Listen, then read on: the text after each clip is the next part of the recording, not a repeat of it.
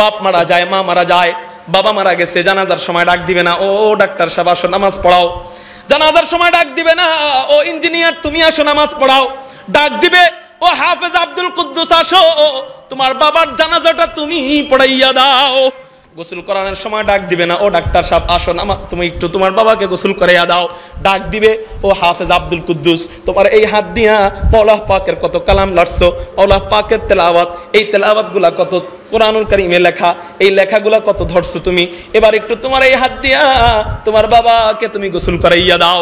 যদি আল্লাহ এই উসিলায় মাফ করে দেয়, এবার ডাক দিবে ওই বোকা বাচ্চাটাকে, যাকে সমাজ বোকা বলতো, যাকে বাবা বোকা বইলা মাদ্রাসায় পাঠাইছে।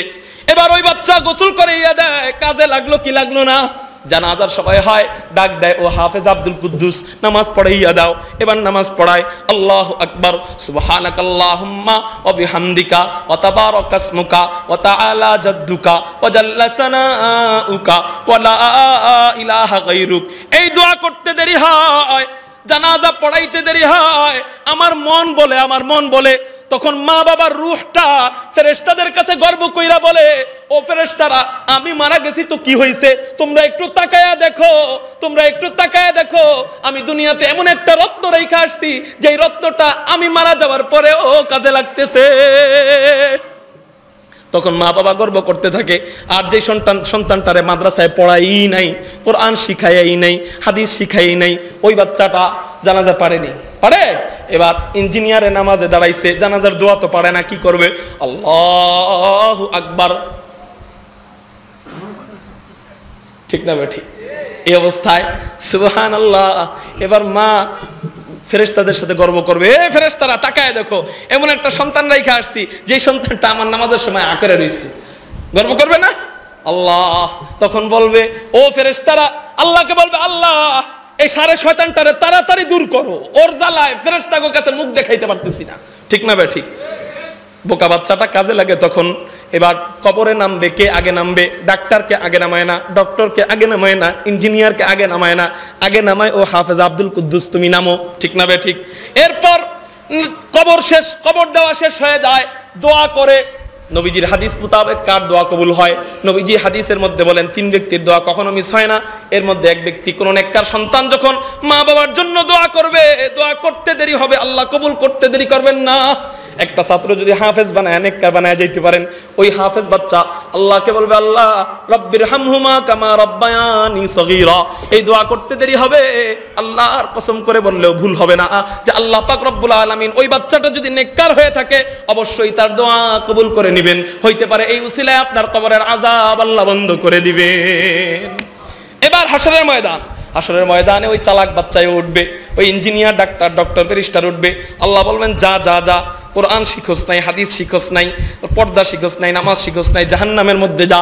আল্লাহ পাক রব্বুল আলামিন এই কথা বলার পর ওই বাচ্চা বলবে, আল্লাহ দোয়া তো কবুল করলাই না কোনোটা, জাহান্নাম তো দিয়েই দিবা, লাস্ট একটা দোয়া কবুল করো। কয় কি দোয়া?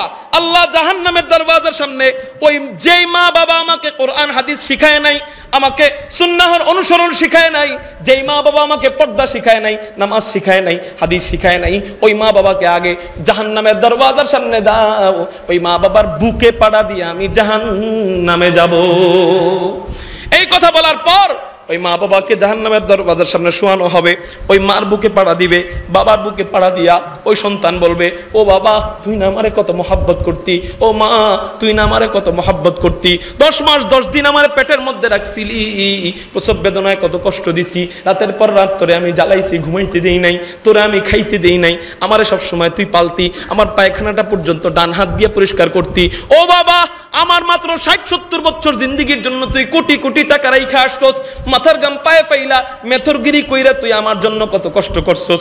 ও বাবা মাত্র 60-70 বছর জিন্দেগির জন্য তুই এত কষ্ট করলি, কিন্তু এই এখন তাকায়া দেখ, ওই জাহান্নামের আগুন আমাকে ডাকতেছে, ওই জাহান্নামের সাপগুলো আমাকে ডাকতেছে, বিচ্ছুগুলো আমার দিকে তাকায় রইছে। তোর এই আদরের কলিজার টুকরা সন্তানের জন্য তোরা এত মাত্র 60-70 বছরের জন্য এত কষ্ট করতে পারলি, অথচ এখন কোটি কোটি কোটি কোটি বছর থাকবো, সেই জন্য তোরা কিছুই করলি না। ও মা তোর মতো নিষ্ঠুর নির্লজ্জ মা, ও বাবা তোর মতো নির্লজ্জ বাবা, ও মা তোর মতো বেহায়া মা, ও বাবা তোর মতো বেহায়া বাবা আল্লাহর জগতে আর কেউই হতে পারে না। তখন বলেন এই যে তো মাত্র 2 জন হাত উঠাইলো যাদের সন্তানগুলাকে হাফেজ বানাবেন না বা কোরআন শিখানোই নাই, কোরআন শিখান না, বলেন তখন আপনারা আপনাদের সন্তানকে কি জবাব দিবেন? বলেন বলেন একটু, কোনো জবাব আছে? বলেন একটু, এই জবাবটা হুজুর সাজায় রাখছে, কোনো জবাব আছে? কোনো জবাব নাই। আল্লাহ জাহান্নাম দিবেন, আর ওই বাচ্চা মা বাপকেও আল্লাহ কি করবে? জান্নাত দিবে, জাহান্নাম। আর যে সন্তানটা হাফেজ হবে আল্লাহ পাক ওই সন্তানকে বলবেন পড়ো আর চড়ো, পড়ো আর চড়ো, পড়ো আর চড়ো।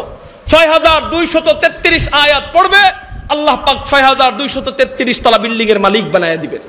এবার আল্লাহ বলবেন যা যা ঢোক, জান্নাতের ভিতরে ঢোক। আল্লাহ কেউ বলবে আল্লাহ যাবো না। কেন যাবি না? হাদিসের মধ্যে পাইছি কোন বাচ্চা যখন হাফেজ হবে হালাল হারাম মাইনা চলবে, ও নাকি 10 জন জাহান্নামীকে সুপারিশ করে জান্নাতে নিয়ে যাবে। আল্লাহ আমি 10 জনকে না নিয়ে জান্নাতে ঢুকবো না। আল্লাহ পাক রব্বুল আলামিন বলবেন এবার যা যা যা, যেই 10 জনকে মনে চায় সেই 10 জনকে নিয়ে জান্নাতে ঢুকে যা। এবার ও যাবে জাহান্নামের কাছে, আল্লাহ আমার মাকে তুমি জান্নাত দিয়ে দাও, আল্লাহ আমার বাবাকে তুমি জান্নাত দিয়ে দাও, আল্লাহ আমার ভাইকে তুমি জান্নাত দিয়ে দাও, আল্লাহ আমার বোনকে তুমি জান্নাত দিয়ে দাও। এরকম করে করে দোয়া করবে। আল্লাহ যারা নাকি আমার মাদ্রাসায় ফ্যানটা কিনে দিছিল, যাদের ফ্যানের নিচে থাইকা আমি হাফেজ হইছি, আল্লাহ যারা নাকি আমার মাদ্রাসার ছাদটা কইরা দিছিল, যাদের ছাদের নিচে থাইকা আমি হাফেজ হইছি, আল্লাহ যারা নাকি আমার লজিন বাড়ির খানা দিত, যাদের খানা খায় আজকে আমি হাফেজ হইছি, যারা নাকি আমার মাদ্রাসায় চালটা কিনে দিছিল তাদের চাল খায় আজকে আমি হাফেজ হইছি, আল্লাহ তারা আজকে জাহান্নামে থাকবে, আমি জাহান্নামে জান্নাতে থাকবো। আল্লাহ এটা তো হইতে পারে না। আল্লাহ তাদের উসিলায় আজকে আমি হাফেজ জান্নাতি হইলাম, তারা জাহান্নামে থাকবে কেমন কইরা? আল্লাহ তাদেরকেও জান্নাত দিয়ে দাও। এই দোয়া করতে দেরি হবে, আল্লাহ পাক রব্বুল আলামিন সুপারিশকৃত 10 জন ও সহ 11 জনকে আল্লাহ পাক রব্বুল আলামিন জান্নাত দিয়ে দিবেন। আলহামদুলিল্লাহ قدر خيرا وخبالا والشكر لمن صور حسنا وجمالا والشكر لمن صور حسنا وجمالا فرد صمد عن صفة الخلق بريء رب أزلي خلق الخلق كمالا